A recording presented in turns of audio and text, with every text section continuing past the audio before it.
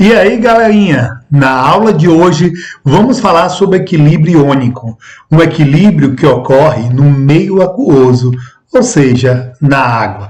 Vamos entender o que acontece com o ácido e a base quando nós adicionamos a água.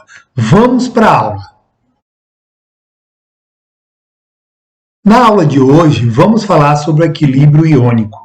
Vamos entender que esse equilíbrio ele ocorre geralmente em solução, ou seja, em meio aquoso. Então, o que nós temos aqui no equilíbrio iônico é o estudo dos equilíbrios químicos envolvendo soluções aquosas, que apresentam partículas iônicas e moléculas não ionizadas. Então, a partir do momento que você coloca uma substância na água e essa substância ela é dissolvida, a água consegue solubilizar ela. O meio aquoso é diferente do estado líquido. Quando eu falo que a substância está no estado líquido, eu tenho uma única substância no mesmo estado líquido. Mas quando eu falo que ela está em meio aquoso, essa substância está dissolvida na água. Então, nós temos uma solução, ou seja, uma mistura homogênea. Nós vamos ver aqui os principais equilíbrios que nós vamos trabalhar com ácido e base. Segundo Arrhenius, ácido é qualquer substância que libera hidrogênio ou hidrônio H3 ou mais em meio aquoso. A base é uma substância que libera hidroxila, que é o OH-, também em meio aquoso. Vamos ver aqui como acontece o equilíbrio iônico dos ácidos. A ionização do ácido. O ácido é um composto covalente que ioniza na água e libera H+ em solução, formando o íon hidrônio. Galera, preste bem atenção à reação de ionização do ácido. Eu posso representá-lo dessa maneira. Aqui eu tenho um ácido cianídrico, ele vai liberar o H+, e vai formar o cianeto. Ou então eu poderia representá-lo assim, o HCN, que é o ácido cianídrico, ele vai liberar o hidrogênio para a água, formando o hidrônio e formando também o íon cianeto. Preste bem atenção para esse segundo caso aqui. Observe que nesse caso nós temos um diácido, porque ele tem 2 hidrogênios na sua fórmula. Ele vai liberar os 2 H+, e vai formar o sulfeto. Observe que o sulfeto aqui é -2, porque eu tenho +2 do cátion, -2 dá 0. Ou então, esse ácido sulfídrico, ele pode liberar os 2 hidrogênios para cada uma das moléculas da água, formando 2 hidrônio e, além do mais, o sulfeto. Nós temos aqui o terceiro exemplo, que a gente vai pegar o ácido bórico. Observe que ele é um triácido, porque ele tem 3 hidrogênios. Ele vai liberar os 3 hidrogênios, formando o borato. Ou então, o ácido bórico libera os 3 hidrogênios para cada molécula da água, sendo 3 moléculas, lógico, formando 3 hidrônio, mais ainda o borato. Então, é dessa forma que nós temos a ionização do ácido.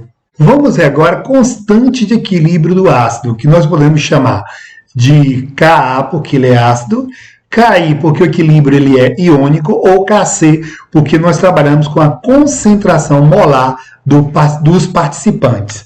Pessoal, preste bem atenção para essa reação. Aqui eu tenho um ácido cianídrico, como ele é um monoácido, ele libera apenas um H+, ou ICN-. Eu vou pegar na constante os produtos e dividir pela concentração do reagente. Ou então, pessoal, nós podemos pegar aqui o seguinte, olha bem, aqui eu tenho um ácido cianídrico, ele vai reagir com a água, formando o hidrônio mais o cianeto. Preste bem atenção que a água ela não vai participar da fórmula do Ka, porque a água se encontra no estado líquido. Quem deve participar vai ser aquelas substâncias que estão dissolvidas na água, por isso que nós dizemos que está no meio aquoso. Aí eu vou pegar o produto, ou os produtos, nesse caso aqui, que é o hidrônio mais o cianeto, e vou dividir pela concentração do HCN. Galera, preste bem atenção agora que nós temos o seguinte, olha, aqui eu vou pegar um diácido, que é o ácido sulfídrico, ele vai liberar 2 hidrogênios mais o sulfeto. Produto dividido pelo reagente. Observe que o H+, ele vai ser elevado ao quadrado devido à sua quantidade, porque aqui nós temos 2 do H+. E vou dividir pelo produto. Galera, aqui nós temos o seguinte, olha só. Nesse caso aqui eu tenho o H2S mais 2 da água, formando 2 do hidrônio mais o sulfeto. Lembrando que a água se encontra no estado líquido, ele está fora, então a constante do ácido vai ser igual. O hidrônio elevado ao quadrado, mais o sulfeto dividido pelo H2S. Galera, preste bem atenção agora para a questão do ácido bórico. Ele tem 3 hidrogênios, 3H+, mais o borato. Então, eu vou pegar o produto, ou os produtos, não é isso? E vou dividir pela concentração do reagente.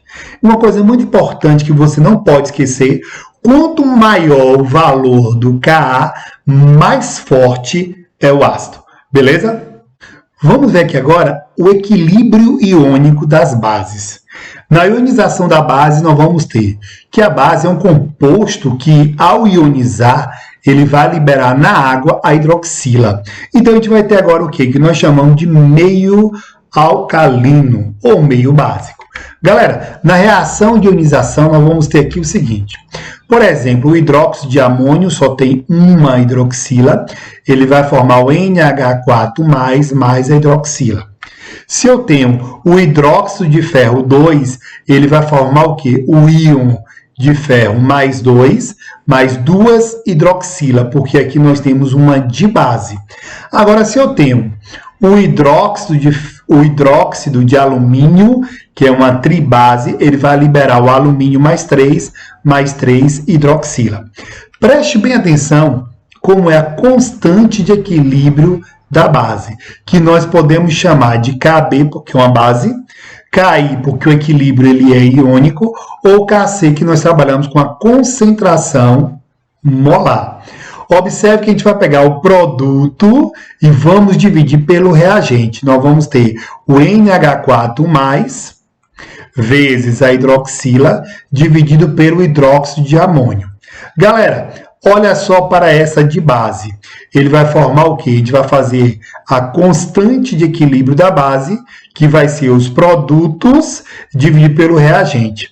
O íon de ferro mais 2, a hidroxila elevada ao quadrado, que são 2, e o hidróxido de ferro 2. E por último, nós vamos ter aqui o hidróxido de alumínio. Nós vamos pegar a constante, vamos pegar os produtos e dividir pelos reagentes. Ok? Então, quanto maior o valor do Kb, mais forte ele vai ser a base. Preste bem atenção agora como fazer a classificação do ácido.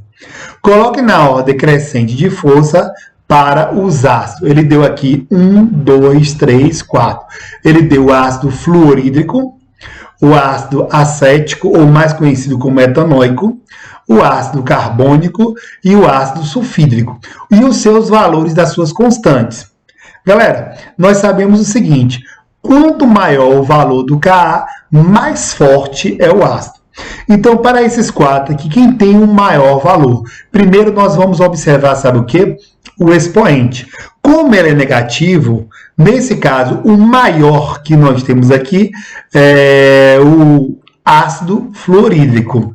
Então, como ele pede na ordem crescente, nós vamos pegar do menor para o maior. O menor de todos vai ser o ácido sulfídrico, H2S. Depois nós vamos ter o ácido carbônico, depois o ácido acético, ou etanóico, e por último nós vamos ter o ácido fluorídrico, que ele tem um maior valor. Então, eu estou classificando ele do menor para o maior. E é isso aí, galera.